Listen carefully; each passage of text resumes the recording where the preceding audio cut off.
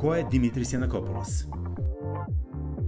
Da li ste saglasni sa tim da je Giannakopoulos najkontraverznija osoba svetske košarke?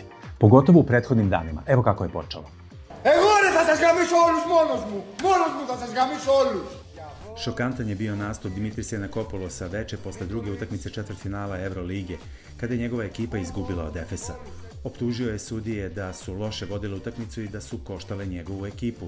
Dan kasnije nastavio je, bio je još oštriji, napao je i predsednika Evrolige Dejana Bodirogu, koji je inače legenda kluba. Sa Panathinaikosom je osvojio 2 Superlige i 3 nacionalna prvenstva Grčke. Dimitris Giannakopoulos je zapretio da će njegov klub napustiti Evroligu i da će se pridružiti ili FIBA Lige šampiona ili možda NBA Evropi.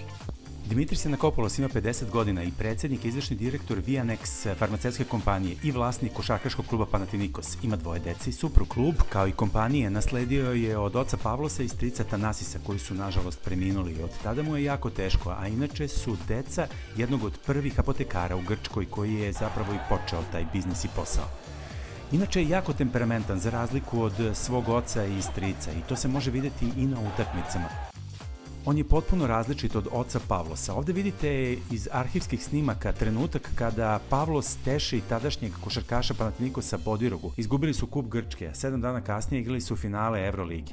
Uspeli su da ga osvoje. Prvu titulu prvaka Evrope ekipa Panathinaikosa osvojila sa Božidarom Maljkovićem 1996. a zatim je usledio izuzetan period, 5 titula sa Željkom Obradovićem. Dimitrios je preuzeo klub da ga vodi na više načina, a na neki način preuzeo je i breme tih rezultata. Od 2011. klub više od 10 godina nije uspevao da osvoji titulu prvaka Evrope. Počeli su i optužbe da nije dovoljno uspešan. Jedne lokalne novine objavile su na naslovnoj strani 6 zvezdica za Panathinaikos, to je to. Dimitrios je pomislio da bi to mogla da bude kletva. Zato je odlučio da kupi jedne novine, tačnije da ih štampa jedan dan i na naslovnu stranu stavi biće 7. zvezdica za Panathinaikos. Te sezone osvojili su titulu prvaka Evrope sa trenerom Atamanom na klupi. To nije umirilo njegov temperament.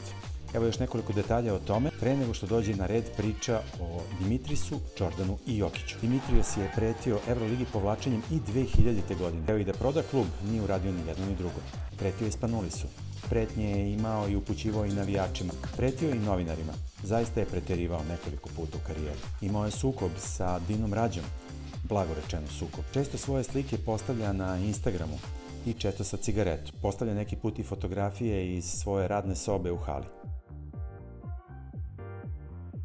Nesporno je da je Giannakopoulos izuzetno vredan. To je nasledio od oca koji ga je kao malog vodio svakodnevno na posao, pa čak i vikendima.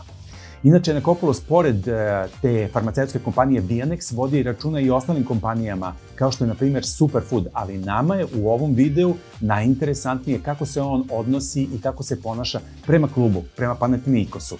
Evo kako je uključio svog sina u jedan od događaja. Na Instagramu prati samo 2 osobe, suprugu i sina, kojeg takođe polako uključuje u posao. A kada je već reč o Instagramu, evo da vidite koliko ljudi ga prati. Više od 570.000.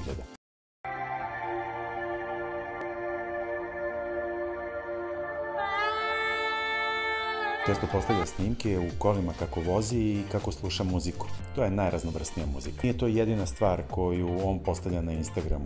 Vrlo često postavlja i snimke kako vežba. Opsednut je time. Kaže da odlazi u teretanu čak i u 11 uveče. Svaki dan mora da bude u njoj. Uradi sve ono što ima na poslu, onda se posveti malo porodici i deci i odlazi da vežba. A na Instagramu je postavio nedavno i jedan snimak koji mnogo govori o njemu i šta on misli o sebi. Curse of knowing too much. Here's a truth no one talks about.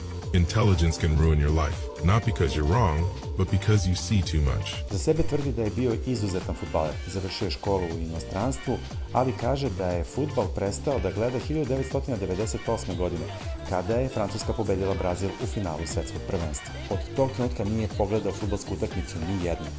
Otprilike u isto vreme prestao je da gleda i košarku jer se povukao Michael Jordan, ali vratio se košarci kada je video Nikolu Jokića. Misli da je to najinteligentniji košarkaš svih vremena. Jokić je moj omiljeni igrač, najpametniji na svetu. Ako ikada budem imao mogućnost, dovešću ga u pao.